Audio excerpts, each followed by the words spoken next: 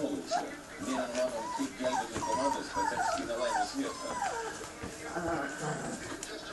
Teisingai mūsų kanalo praneša, kad šiandien 177 linijoje netoli Filadelfijos pabėgėlio traukinys. Dabar mato tiesioginę transliaciją iš Sraigtasparnio. Taip, čia greitosios mašina atvažiuoja tokių gelbėtojų. Matau šalutinę kelią. Nežinau, jos pravažiuos ar keliai. Jeigu šie tarpeliai, ši gelbėjimo operacija bus